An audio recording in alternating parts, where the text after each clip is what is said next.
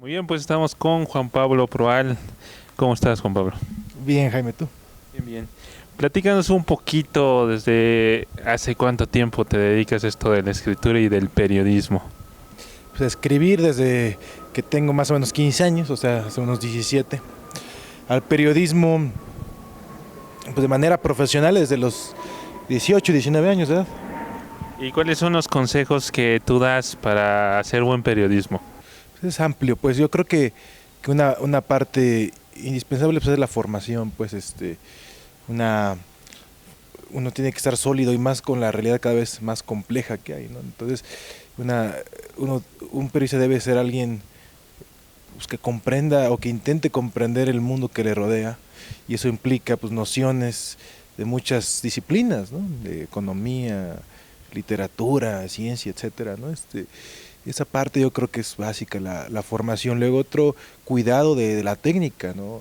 De la palabra, de los recursos tecnológicos, de la técnica pues que emplea el periodista, ¿no? Y yo creo que otra parte fundamental es un amor, una pasión por la verdad, por la curiosidad, por comprender, por aprender, por retratar, por los fenómenos sociales, pues.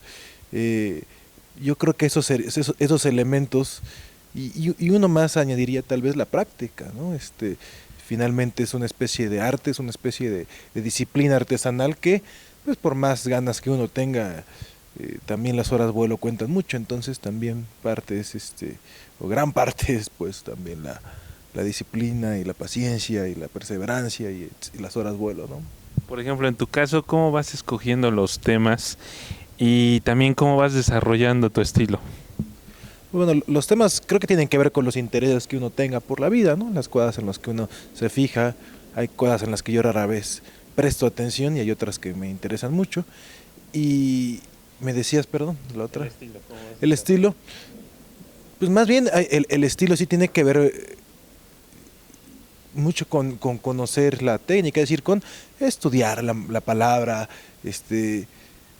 ver cómo lo hacen las personas que a uno le gustan, meterte a talleres literarios, a talleres de periodismo, es decir, con un estudio de la palabra, del idioma y también con una repetición o una especie de fusión de los géneros, de las palabras, de los maestros que a uno le gustan, ¿no? Por ejemplo, los artículos que tú vas redactando, tienes la peculiaridad de escoger títulos atractivos. ¿En qué basas esas decisiones? Por ejemplo, muchos recuerdan, y creo que fue un hit en las redes sociales, el de Chinga tu madre, pinche asalariado, o el periodista que odia a López Obrador. ¿Cómo vas decidiendo los títulos? Pues bueno, ahí sí creo que es un carácter absolutamente mercantil y comercial, porque a mí me gustaría muchas veces ponerles otros títulos, pero sé que no van a pegar, que no van a consumirse tanto. Entonces más bien pienso que puede sonar atractivo, escandaloso, morboso, que puede jalar la dispersa y brevísima atención de los cibernautas, ¿no? En la actual administración federal es difícil ejercer un periodismo crítico, reflexivo, que sirva como contrapeso al poder.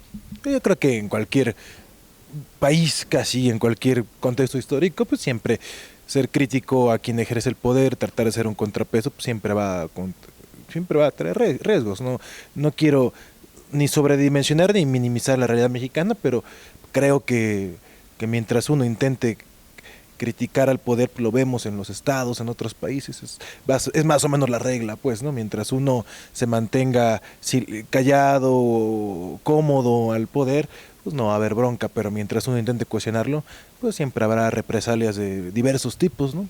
En comparación con los sexenios panistas, ¿sí se ha recrudecido la censura o es el mismo caso?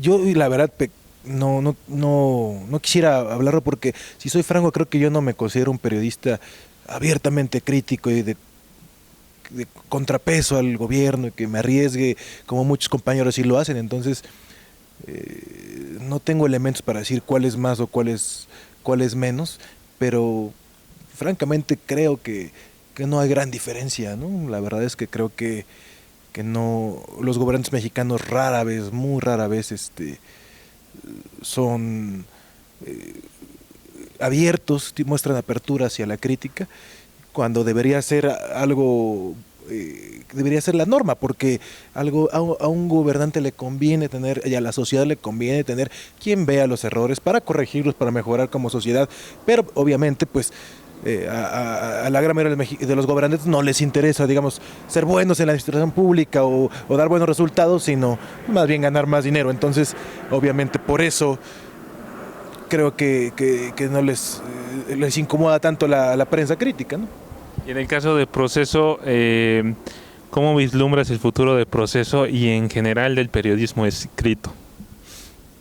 Creo que comienza a haber cierta esperanza. Hubo unos años muy oscuros para la prensa en todo el mundo. Creo que poco a poco va habiendo muestras de unas nuevas alternativas para ganar dinero, para financiar el periodismo, para tener visitas. Entonces creo que a mí me da la impresión que ya se pasó esa época oscura donde el periodismo realmente estuvo en un riesgo terrible en todo el mundo, donde hubo despidos, donde no se comprendía muy bien qué estaba pasando, y creo que poco a poco se va a dar el salto hacia una era donde han cambiado mucho los roles y donde ha cambiado mucho el sistema de información, ¿no?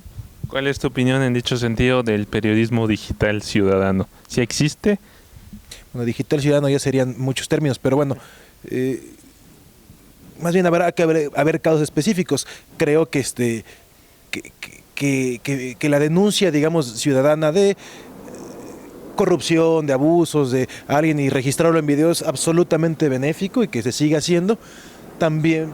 Pero también mucho de ello no es periodismo, es simplemente una denuncia.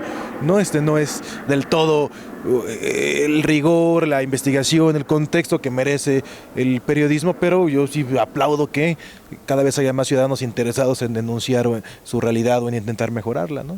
En el caso de Puebla, de lo que sabes, de lo que has revisado, de lo que te has enterado, ¿cuál es el periodismo que prevalece en el estado poblano?